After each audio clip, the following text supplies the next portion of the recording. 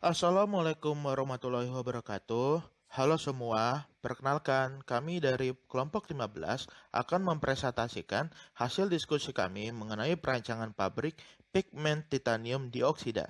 Sebelumnya kami ingin mengucapkan terima kasih kepada Bu Tiara selaku dosen pengampu mata kuliah perancangan industri metalurgi. Dan juga kami mengucapkan terima kasih kepada kawan-kawan semua yang telah menonton video kami. Sebelumnya, izinkan saya memperkenalkan anggota kelompok kami dari yang paling kiri, Siti Rahma Zain Alfi, lalu saya Nova Lebedo Rahman, selanjutnya Bang Ferry Nur Cahyadi, lalu Bang Eki Tries Atmaja, dan yang paling kanan kawan Gadawira Muslimin. Berikut outline dari presentasi yang akan kami tampilkan, mulai dari pabrik dan produk, permintaan pasar, perimalan pasar, spesifikasi produk, diagram alur proses, kesetimbangan material dan kebutuhan energi panas, layout, dan yang terakhir adalah sumber. Pabrik dan produk. Jadi bubuk putih yang ada pada slide ini merupakan pigmen titanium dioksida, di mana salah satu dari komoditas impor-ekspor yang ada di Indonesia, di mana digunakan sebagai bahan pelapis atau pewarna dari sebuah bahan. Untuk mencarinya sendiri, pigmen ini menggunakan kode HS sekian 3206111000, di mana produk ini ada yang didapat dari Indonesia dan juga diekspor dari luar negeri. Titanium dioksida ini biasanya juga didapat di alam dari mineral rutil, anatase, atau broklit, di mana di Indonesia mineral-mineral ini sangat sering ditemukan di daerah Kalimantan Tengah. Nah, untuk TiO2-nya sendiri itu kebanyakan didapatkan dari slag atau buangan hasil produksi eh, pengambilan tembaga atau besi. Nah, biasanya produk-produk samping untuk TiO2 ini didapatkan dari hasil tailing ataupun dalam bentuk slag. Akan tetapi ada juga pabrik-pabrik yang mengolah slag atau TiO2 tersebut menjadi sebuah konsentrat TiO2, di mana biasanya memiliki kemurnian dari 60% sampai 98%. Pigmen TiO2 sendiri berfungsi sebagai em, pemberi warna putih dan opasitas pada produk seperti cat dan pelapis. Lalu juga digunakan sebagai katalis foto, yang dimana titanium ini berfungsi sebagai pemeka foto untuk sel foto-foto, dan bila digunakan sebagai pelapisan elektroda dan sel elektrolisis foto untuk meningkatkan efisiensi pemisahan elektrolit air. Lalu juga TiO2 ini digunakan sebagai sensor oksigen, di mana si TiO2 ini dapat digunakan untuk merasakan jumlah oksigen atau spesies reduksi yang ada di atmosfer. Gunakan juga sebagai lapisan antimikroba, di mana aktivitas fotokatalistik hasil TiO2 dalam lapisan tipis ini bisa digunakan sebagai pembersih atau disinfektan untuk di bawah paparan radiasi UV. Lalu yang terakhir sebagai remediasi air limbah, di mana TiO2 digunakan detoksifikasi atau remediasi air limbah. Kenapa kami di sini ingin membuat pabrik pigmen TiO2? Berikut alasannya.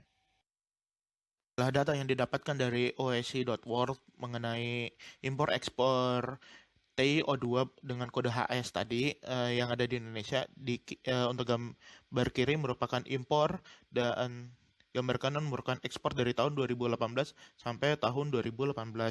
Jadi bisa dilihat bahwa kebutuhan impor kita, karena untuk komunitas impor pigmen TiO2 didominasi oleh Cina dari tahun 2008 sampai tahun 2018, sampai pada titik hampir menyentuh 100 miliar dolar.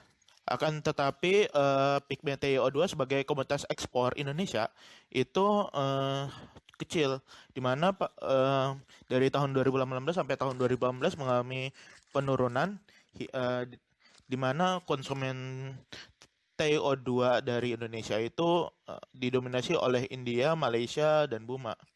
Oleh karena itu, dari kedua grafik ini bisa disimpulkan bahwa em, jumlah kebutuhan TiO2 di Indonesia semakin meningkat, tetapi jumlah ekspor yang ada di Indonesia semakin menurun.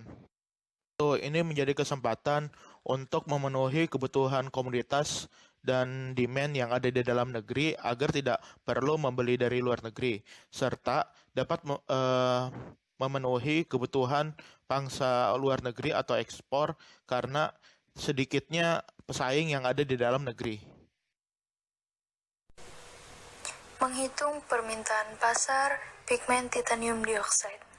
Untuk 2013, permintaan mencapai 80.000 ton, sedangkan penjualan mencapai 78.791 ton.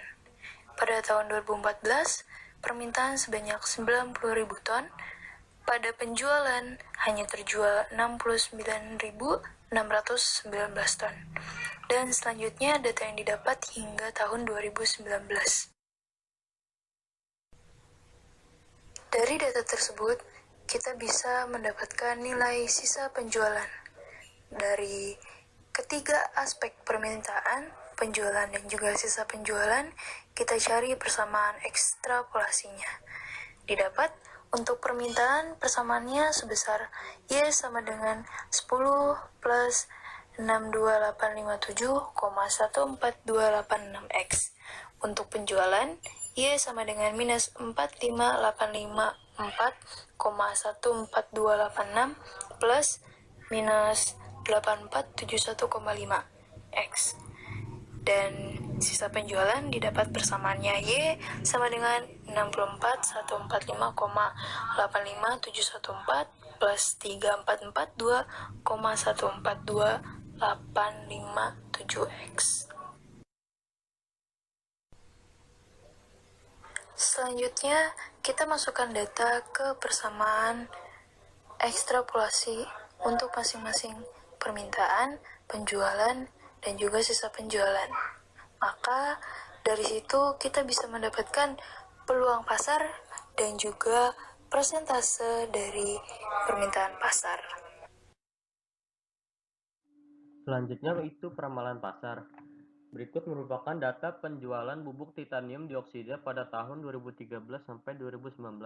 Pada tahun 2013, penjualan 78.751 ton dengan harga jual 2.800.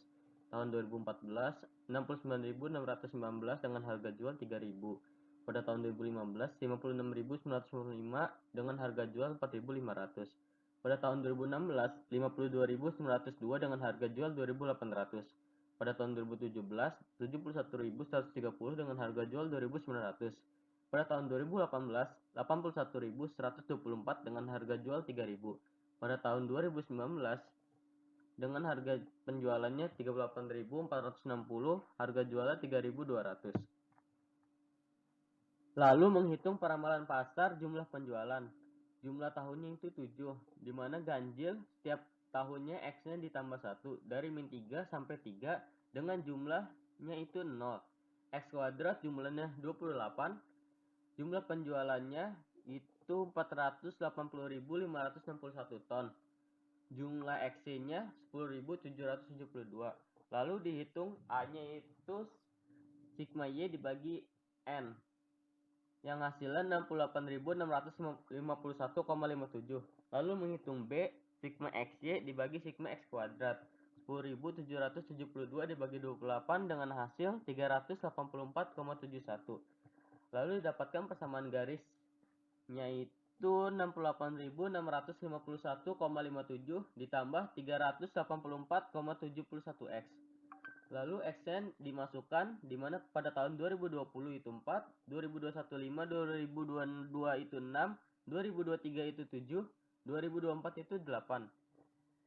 Nilai hasil proyeksi jumlah penjualannya itu pada tahun 2020 70.150,43, pada tahun 2021 70.575,14, pada tahun 2022 70.959,86.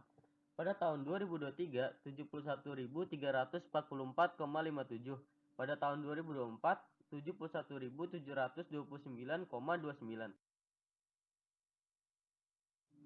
Lalu menghitung data peramalan pasar, harga jual, dan nilai jual. Rumusnya sama, dikarenakan total jumlah tahunnya 7, maka setiap tahunnya X-nya ditambah 1 dengan total 0, X kuadratnya 28, nilai harga jualnya 22.400, X ini 200. Lalu menghitung nilai A dengan sigma Y dibagi N, 22.400 dibagi 7 dengan hasil 3.200, nilai B-nya sigma X-Y dibagi sigma X kuadrat, 200 dibagi 28 dengan hasil 7,14. Lalu didapatkan persamaan garis 3.200 ditambah 7,14 X. X-nya dimasukkan pada tahun 2024, 2021 5, 2026, 2023 7, dan 2024 8. Mendapatkan nilai proyeksi harga jualnya 3.208,57 pada tahun 2022, 3.235,71 pada tahun 2021, 3.242,86 pada tahun 2022, 3.250 pada tahun 2023, 3.257,14 pada tahun 2024. Lalu menghitung nilai penjualan, yang dimana nilai penjualan itu jumlah penjualan dikali harga jual. Pada tahun 2022 hasil nilai penjualannya 226.614.812. Pada tahun 2021 228.360.958. Pada tahun 2022 230.112.679. Pada tahun 2023 238.869.857,1. Dan pada tahun 2024 233.632.530. Selanjutnya adalah spesifikasi produk dari pigmen TiO2. Untuk spesifikasi ini ambil standar dari MSDS yang ada.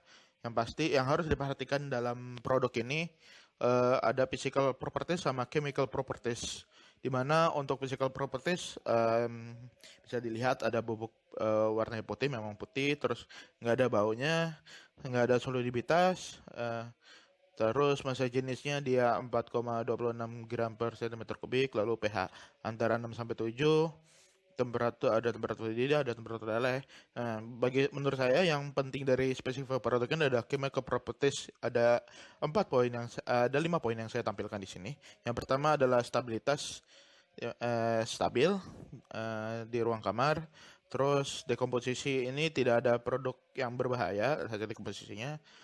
Polimerisasinya tidak terjadi apa-apa. Nah, ini yang incompatibilities yang harus diperhatikan adalah adanya dapat bereaksi dengan litium pada suhu 200 derajat Celcius. Lalu bila terkena cahaya atau bisa bilang panas sampai 900 derajat Celcius, juga bisa bereaksi dengan unsur logam lain seperti aluminium, kalsium, magnesium, potasium, sodium, dan zinc. Nah, ini harus diperhatikan. Lalu juga untuk kondisi yang harus dihindari adalah tempat berdebu dan penggunaan yang tidak sesuai. Namanya juga karena produknya bubuk gitu ya. Selanjutnya diagram alir proses. Proses yang digunakan untuk rancangan pabrik ini adalah proses menggunakan gas klorida. Rancangan dengan menggunakan gas klorida memiliki keunggulan yang lebih baik dibandingkan proses lainnya seperti proses sulfida, karena pada proses klorida menggunakan teknologi yang terbarukan, lalu menggunakan umpan dengan grade yang tinggi, lalu menggunakan proses yang kontinu bukan proses batch, lalu kecil kemungkinan adanya material yang terbuang karena sistemnya bersifat tertutup, lalu juga memungkinkan adanya recycling atau recovery dari gas klorida ini, dan juga pada akhir proses dimungkinkan tidak adanya tercampur antara rutil pigment atau si pigmen TiO2 dengan produk sampingan lain kayak ada CFS sama silikon. Lalu untuk bahan bakunya sendiri di sini digunakan umpan berupa konsentrat rutil TiO2 yang bisa didapat dari PT Zirmet Mining Indonesia yang berada di Kalimantan Tengah. Ya, lalu untuk kebutuhan gas klorida itu karena di Kalimantan tidak ada, bisa impor dari PT Hasahimas yang berada di Jakarta. Lalu untuk kebutuhan coke dan juga karbon aktif bisa didapat dari PT Barito Bara Energi yang berada di Kalimantan Selatan. Klorinator. Pada proses ini, dimasukkan sebuah umpan berupa titanium dioksida dengan konsentrasi 85% dengan asumsi antara 60 sampai 98%, di mana dimasukkan juga gas klorida, lalu juga coke dan bubuk karbon, di mana semua ini dimasukkan ke dalam sebuah reaktor bernama Fluidics bed. Nah, lalu dilakukan reaksi pada pemanasan sampai 800 derajat Celcius antara titanium dioksida dengan gas klorida. Lalu di dalam reaktor ini terjadi sebuah reaksi sebagai berikut. 2 TiO2 dengan 4 Cl2 dan 3 karbon menghasilkan 2 TiCl4 plus CO2 plus 2 CO. Lalu produk sampingan pada umpan berupa CO2 dan 2 FeO bereaksi juga dengan Cl2 dengan reaksi SiO2 plus 2 Cl2 plus C menghasilkan SiCl4 plus CO2 dan 2 FeO bereaksi dengan 3 Cl2 plus C menghasilkan 2 FeCl3 plus CO2. Nah, lalu pada proses ini dilakukan penekanan pada 1,5 atm dengan ditahan selama 1 jam. Nah, nantinya setelah dari proses ini, semuanya akan langsung dialirkan ke mesin cooler. Pada tahap cooler, dilakukan pendinginan dengan umpan sebelumnya yang bertemperatur 800 derajat Celcius yang didinginkan menggunakan air hingga 200-300 derajat Celcius. Pada alat ini tidak hanya dilakukan pendinginan, tetapi juga pemisahan antara titanium pentaklorida dengan unsur sampingan seperti besi triklorida, silikon pentaklorida, gas CO2, juga gas CO, di mana dengan pendinginan air membuat besi klorida terbawa arus air bersama dengan solid lainnya. Sedangkan senyawa lainnya tervaporisasi di mana uap ini masuk ke dalam kondenser. Gas ini lalu didinginkan hingga di bawah 150 derajat Celcius, di mana TiCl4 juga ikut ke dalamnya. Pada tahap kondenser, gas buang CO2 dan CO masuk ke dalam konverter, sedangkan titanium pentaklorida murni dalam bentuk liquid membentuk sebuah buih dan dialirkan menuju oxide burner. Pada gambar, maka bisa diilustrasikan bahwa gas CO2 masuk ke bagian atas, sedangkan titanium pentaklorida murni masuk ke dalam bawah lalu dialirkan tadi ke dalam oxide burner. Hal ini dapat terjadi karena perbedaan massa jenis antara gas buang dengan titanium pentaklorida murni. Pada tahap oxide burner, titanium pentaklorida murni dalam liquid divaporisasi atau diuapkan dan dibakar dengan gas oksigen pada 1000 derajat Celcius dengan reaksi sebagai berikut. TiCl4 plus O2 menghasilkan TiO2 plus 2 Cl2. Hasil pembakaran ini selanjutnya dialirkan ke dalam siklon separator. Pada siklon separator ini, titanium dioksida dan gas klorida dipisah, di mana gas klorida naik ke atas siklon untuk dialirkan kembali ke dalam klorinator, sedangkan titanium dioksida mengalir ke bawah siklon. Selanjutnya, titanium dioksida yang tertampung di bawah siklon dipisahkan, didinginkan, dan akhirnya didapatkan pigmen titanium dioksida berupa pupuk putih. Terakhir, pada konverter ini, gas karbon monoksida diubah menjadi gas karbon dioksida menjadi gas buang.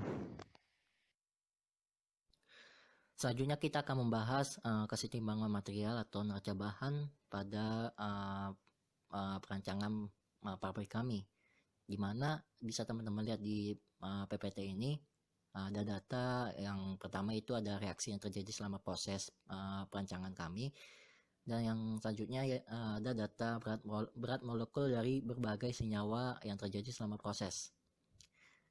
Untuk reaksi nanti akan kita hitung, setiap reaksi nanti akan dimasukkan ke dalam setiap neraca bahan pada setiap alat prosesnya. Untuk basisnya yaitu sebesar 20.000 ton dari 98% TiO2. Jika dikonversikan ke dalam berat yaitu dalam kilogram per jam. Untuk berat TiO2 pure jika dihitung yaitu 20.000 ton dikali 98% dikali 1000 per 365 kali 24 yaitu jika di total yaitu sebesar 2237,44 kg per jam. Selanjutnya untuk reaksi pertama yang akan kita hitung yaitu untuk reaksi TiCl4 plus O2 menghasilkan TiO2 plus 2Cl2. Untuk TiCl4 yang dibutuhkan untuk 2237,44 kg per jam TiO2 yaitu sebesar 5.325,66 kg per jam. Dengan asumsi 90% konversi, maka TiCl4 yang dibutuhkan yaitu sebesar 5.917,4 kg per jam. Untuk O2 yang dibutuhkan yaitu sebesar 996,04 kg per jam. Untuk Cl2 yang terbentuk yaitu sebesar 3.984,65 kg per jam. Untuk material masuk untuk TiCl4 yaitu sebesar 5.917,4 kg per jam. Untuk O2 yang masuk yaitu sebesar 996,04 kg per jam. Untuk material yang keluar untuk TiO2 yaitu sebesar 2.237,44 kg per jam. Untuk Cl2 yang keluar yaitu sebesar 3.984,65 kg per jam. Untuk unreacted TiCl4 perhitungannya yaitu 5.917,4 kg per jam dikalikan 10% konversi dari reaksi ini yaitu hasilnya adalah sebesar 591,74 kg per jam. Untuk unreacted O2 perhitungannya yaitu 996,04 kg per jam dikalikan 10% konversi. Hasilnya yaitu sebesar 99,6 kg per jam. Selanjutnya untuk reaksi yang kedua yaitu reaksi 2TiO2 plus 4Cl2 plus 3C menghasilkan 2TiCl4 plus CO2 plus 2CO. Untuk TiO2 yang dibutuhkan yaitu sebesar 2.486,05 kg per jam. Dengan asumsi 85% konversi, maka total biji yang dibutuhkan untuk 85% pure TiO2 yaitu sebesar 3.440,9 kg per jam. Untuk Cl2 yang dibutuhkan yaitu sebesar 5.208,69 kg per jam.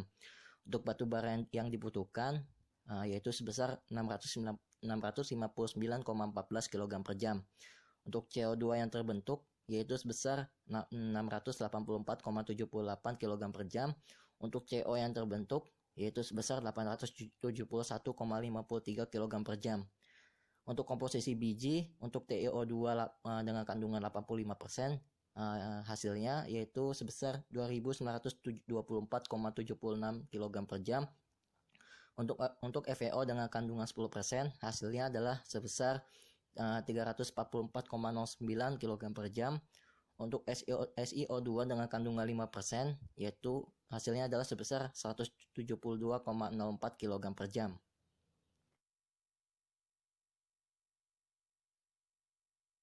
Selanjutnya untuk reaksi yang ketiga yaitu SiO2 plus 2Cl2 plus C menghasilkan SiCl4 plus CO2. SBG yang mengandung 172,04 kg per jam SiO2. Cl2 yang dibutuhkan yaitu sebesar 407,45 kg per jam. Untuk batu bara yang dibutuhkan sebesar 34,37 kg per jam. Untuk SiCl4 yang dibutuhkan yaitu sebesar 486,66 kg per jam. Reaksi yang keempat yaitu 2FeO plus 3Cl2 plus C menghasilkan 2FeCl3 plus CO2. Untuk FeO yang terkandung dalam biji itu sebesar 344,09 kg per jam. Untuk Cl2 yang dibutuhkan yaitu sebesar 510,89 kg per jam. Untuk batu bara yang dibutuhkan sebesar 28,73 kg per jam. Untuk FeCl3 yang terbentuk yaitu sebesar 776,87 kg per jam. Untuk CO2 yang terbentuk yaitu sebesar 105,36 kg per jam. Selanjutnya untuk reaksi yang terakhir yaitu 2CO plus O2 menghasilkan 2CO2. Untuk CO yang terbentuk di dalam klorinator itu sebesar 871,53 kg per jam. Untuk CO2 yang terbentuk yaitu sebesar 1369,55 kg per jam. Untuk O2 yang dibutuhkan yaitu sebesar 249,01 kg per jam. Selanjutnya kita akan menghitung neraca bahan dari setiap alat produksi dalam pabrik kami.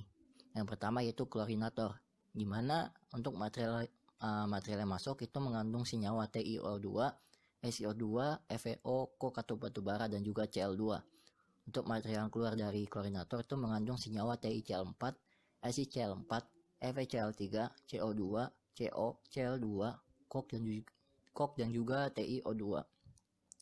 Untuk material masuk, jika ditotalkan berat material masuknya yaitu sebesar 10.290,18 kg per jam. Perhitungan yang setiap senyawa bisa teman-teman lihat dari yang slide sebelumnya, yang reaksi-reaksi itu bisa teman-teman lihat di sana, dimasukkan ke dalam perhitungan neraca bahannya, dihasilkan totalnya.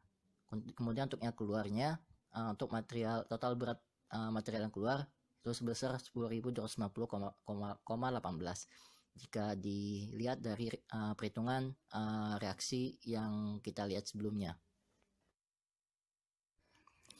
Selanjutnya kita akan menghitung neraca bahan pada alat cooler, di mana material yang masuk ke dalam alat cooler ini mengandung senyawa TiCl4, SiCl4, FeCl3, CO2, CO, Cl2, coke, dan juga TiO2. Sedangkan untuk material yang keluar dari alat cooler ini ada dua. Yang pertama untuk material yang keluar satu itu mengandung senyawa TiCl4, SiCl4, CO2, CO, dan juga Cl2. Sedangkan untuk material yang keluar dua itu mengandung senyawa FeCl3, coke, dan juga TiO2. Untuk total berat material yang masuk ke dalam alat cooler ini totalnya sebesar 10.290,18 kg per jam. Sedangkan untuk total berat material yang keluar satu itu totalnya sebesar 8.973,14 kg per jam. Untuk total berat material yang keluar dua itu sebesar 1.317,04 kg per jam. Jika ditotalkan total berat material yang keluar 1 dan 2 itu sebesar 10.290,18 kg per jam. Selanjutnya kita akan menghitung neraca bahan pada alat kondenser, di mana untuk material masuk ke dalam alat kondenser ini mengandung senyawa TiO4, CO2, CO, Cl2, dan juga SiCl4. Sedangkan untuk material yang keluar itu ada dua. Untuk material keluar yang satu dari alat kondenser itu mengandung senyawa TiCl4. Sedangkan untuk material yang keluar dua itu mengandung senyawa SiCl4, CO2, CO, dan juga Cl2. Untuk total berat material yang masuk, jika ditotalkan itu sebesar 8.973,14 kg per jam. Sedangkan untuk total berat material yang keluar satu, yaitu TiCl4, itu sebesar 5.917,40 kg per jam. Untuk total berat material yang keluar dua, jika ditotalkan itu sebesar 3.055,75 kg per jam. Jika ditotalkan total berat material keluar 1 dan 2 jika ditotalkan itu sebesar 8.973,14 kg per jam. Selanjutnya kita akan menghitung neraca bahan pada alat oxide burner, di mana untuk material masuk ke dalam alat oxide burner ini itu ada dua. Untuk material masuk satu itu mengandung senyawa TiCl4, sedangkan untuk material yang masuk ke dalam alat oxide burner itu adalah O2 atau oksigen. Untuk material yang keluar dari alat oxide burner itu mengandung senyawa TiCl4, Cl2, O2, dan juga TiO2. Untuk total berat material masuk satu itu yaitu TiCl4 yaitu sebesar 5.917,4 kg per jam. Sedangkan untuk total berat material masuk dua yaitu oksigen atau O2 yaitu sebesar 996,04 kg per jam. Jika ditotalkan total berat material yang masuk 1 dan 2 itu sebesar 6.913,43 kg per jam. Untuk total berat material yang keluar itu jika ditotalkan yaitu sebesar 6.913,43 kg per jam.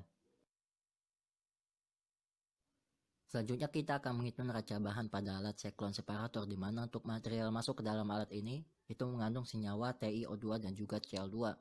Sedangkan untuk material yang keluar dari alat ini itu ada dua. Yang pertama untuk material yang keluar satu itu mengandung senyawa TiO2, sedangkan untuk material yang keluar dua itu mengandung senyawa Cl2. Untuk total berat material masuk yaitu TiO2 dan juga Cl2 yaitu sebesar 6.222,09 kg per jam. Sedangkan untuk total berat material yang keluar satu yaitu TiO2 yaitu sebesar 2.237,44 kg per jam. Sedangkan untuk total berat material yang keluar dua yaitu Cl2 yaitu sebesar 3.984,65 kg per jam. Jika ditotalkan total berat material keluar 1 dan 2 yaitu sebesar 6.222,09 kg per jam. Selanjutnya kita akan menghitung neraca bahan pada alat konverter, di mana untuk material masuk ke dalam alat ini itu ada dua. Yang material masuk satu itu mengandung senyawa SiCl4, CO2, CO dan juga Cl2. Sedangkan untuk material masuk dua itu mengandung senyawa O2 atau oksigen. Untuk material yang keluar itu mengandung senyawa SiCl4, CO2 dan juga Cl2. Untuk total berat material yang masuk satu jika ditotalkan yaitu sebesar 3.055,75 kg per jam. Sedangkan untuk material yang masuk dua yaitu oksigen atau O2 itu sebesar 498,02 kg per jam. Jika ditotalkan total berat material 1 dan 2 yaitu sebesar 3.553,76 kg per jam. Untuk total berat material yang keluar jika ditotalkan yaitu sebesar 3.553,76 kg per jam. Di sini saya akan menjelaskan terkait kesetimbangan panas dan juga kebutuhan energi yang diperlukan untuk titanium dioxide. Ya, kita di sini dihadapkan di PPT pada halaman kesetimbangan panas dan kebutuhan panas, atau bisa kita sebut juga sebagai kebutuhan energi. Pada klorinator pertama di sini ada rutil ore yang masuk, kemudian dari klorinator ini merupakan alat yang untuk klorinasi atau misalkan di proses ini untuk kesetimbangan panas dan juga kebutuhan energi yang dilakukan di sini dimasukkan cook. Yang dimasukkan ini klorinator ini merupakan klorinasi untuk proses pemberian klorin ke dalam air yang telah menjalani proses filtrasi. Klorin ini banyak digunakan dalam pengolahan limbah industri, air kolam, dan air laut di negara-negara berkembang. Pada klorinator ini terdapat temperatur yang cukup tinggi, yaitu sekitar 800 derajat Celcius. Pada saat klorinator pada temperatur di 800 derajat Celcius, proses ini ada untuk melakukan pemisahan antara TiO2 dengan zat pengotor yang lain. Artinya setelah klorinator dia masuk ke dalam cooler untuk melakukan pendinginan. Proses pemisahan ini dilakukan dengan cara memisahkan slag dari zat-zat pengotornya. Untuk kebutuhan panas yang diperlukan untuk pemisahan tersebut, kebutuhannya untuk panas ini adalah sekitar 586.812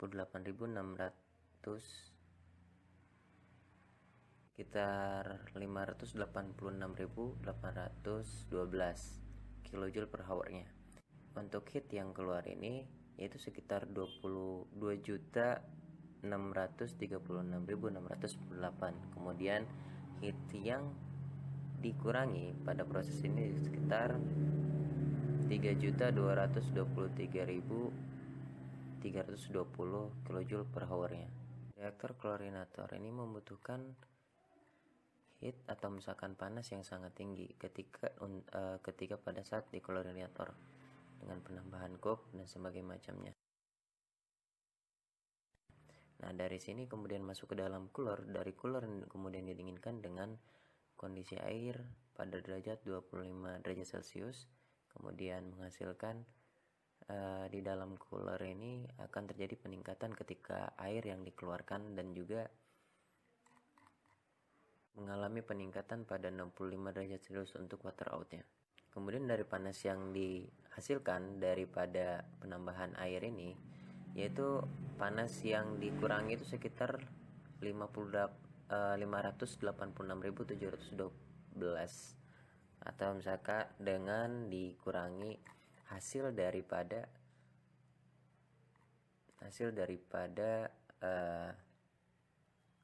TiO2, CO2, CO, kemudian Cl dan juga SiCl4. Dan yang dihasilkan dari hal ini adalah sekitar 32.233 kJ per hour-nya untuk panas yang dihasilkan. Kemudian setelah pada cooler, dia masuk ke dalam kondenser. Di dalam kondenser ini kebutuhan panas ini kebutuhannya semakin meningkat daripada proses-proses sebelumnya. Untuk gas yang terbawa yang setelah pada proses klorinasi yaitu sekitar 356.786. Kemudian dari panas yang dibutuhkan untuk dari panas pure TiCl-nya itu sekitar 1.724.901. Kemudian dari proses hal tersebut adalah proses yang dimana mengurangi panas yang dibutuhkan yaitu sekitar 278.644.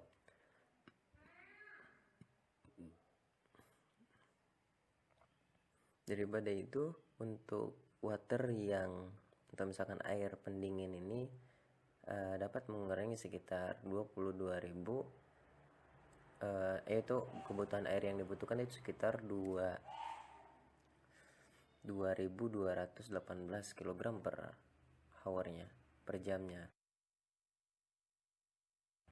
Setelah daripada itu masuk ke dalam combustion chamber. Di combustion chamber ini terjadi reaksi yang terjadi dengan udara atau misalkan O2 pada kondisi 25 derajat Celcius.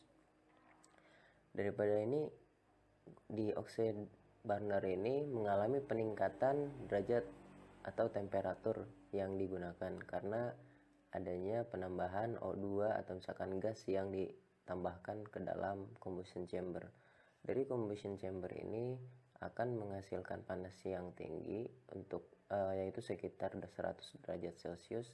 Dari 1000 derajat Celcius, dari 1000 derajat Celcius ini dia dilakukan untuk pemisahan TiO, kemudian Cl dan juga O2 untuk pemisahan di mana akan terjadi antara slag yang dihasilkan dan juga molten yang diinginkan. Dari sini panas yang dibutuhkan untuk proses di dalam combustion chamber itu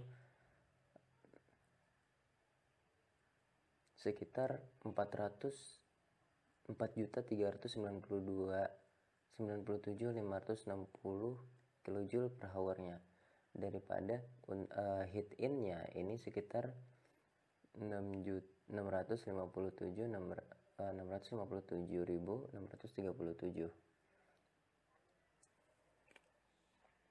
Kemudian dari heat output yang dihasilkan itu sekitar 5.071.994. Maka kebutuhan daripada panas yang dibutuhkan untuk di combustion chamber itu sekitar 4.397.560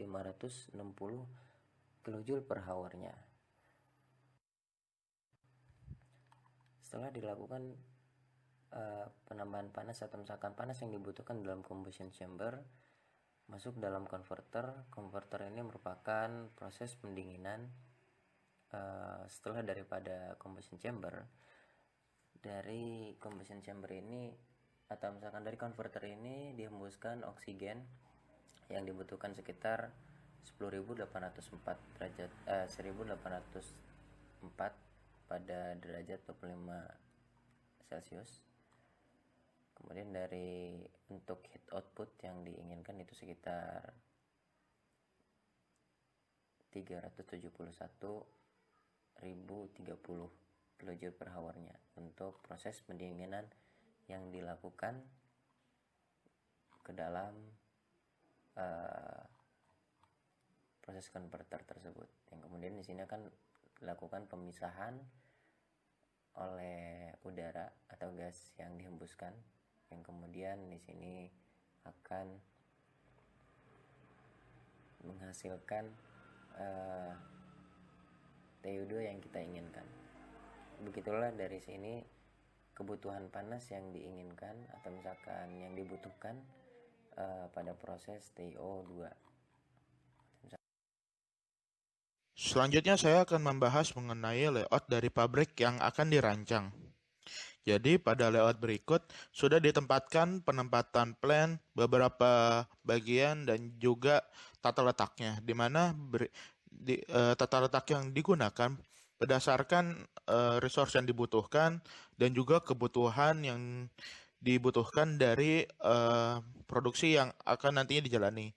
Mulai dari sebelah kiri ada raw storage, di mana berikut ini adalah gudang yang memungkinkan untuk menaruh bahan baku untuk dana produksi. Dibuat memanjang agar stok dari bahan baku yang dimasukkan bisa ditempatkan pada bagian yang terujung agar bisa menyeluruh ke seluruh ruangan. Lalu ada tanda panah ke arah kanan ke main plan, nanti akan dibahas selanjutnya.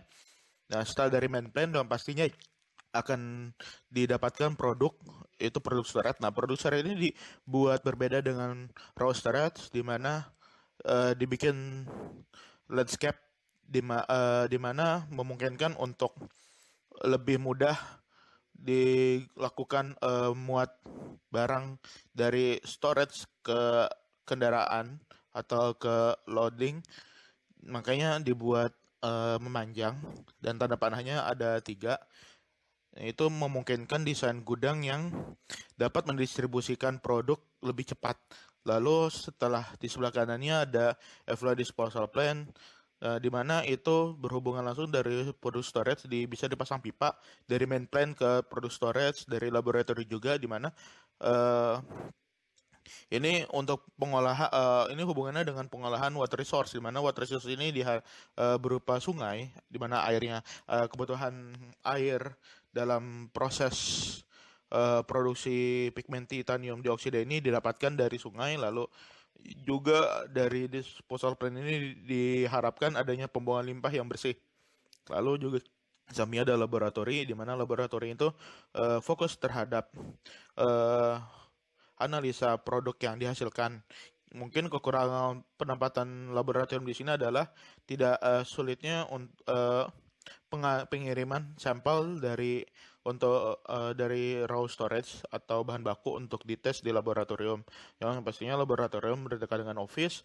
Office di sini kantor utama yang berhubungan dengan administrasi dan lain-lain, serta juga office ini diharapkan bisa jadi tempat untuk seluruh karyawan yang bekerja di pabrik ini. Lalu di bagian depan ada power utilities.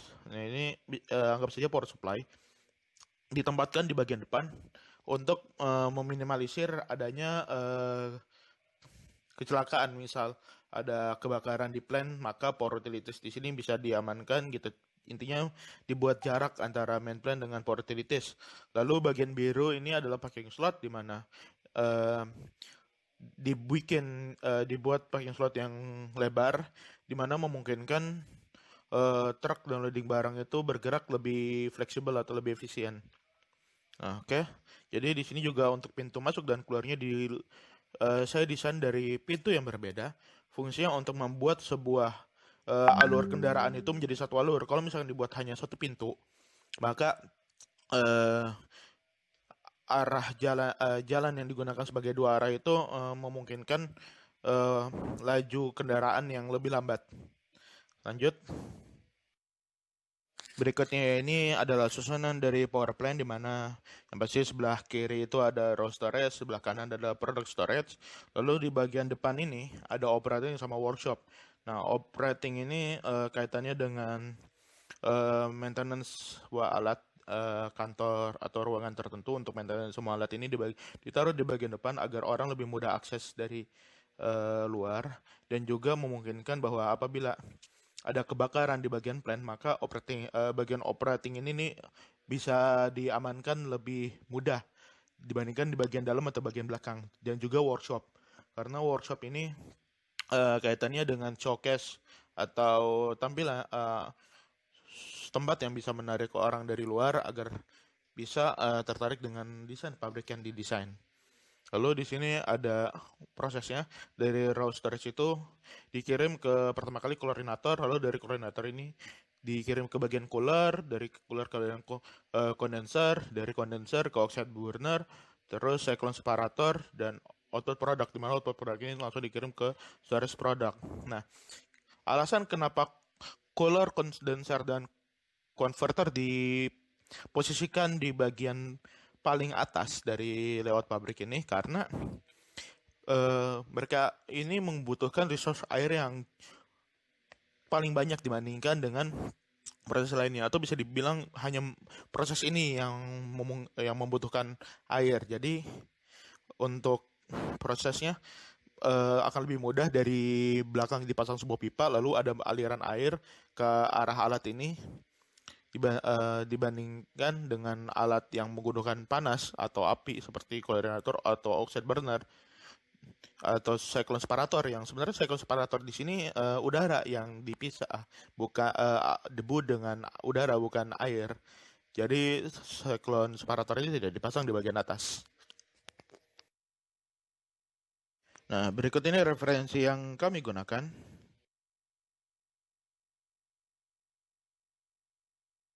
Sekian presentasi dari kami. Apabila ada kata-kata yang kurang berkenan, mohon dimaafkan. Terima kasih. Wassalamualaikum warahmatullahi wabarakatuh.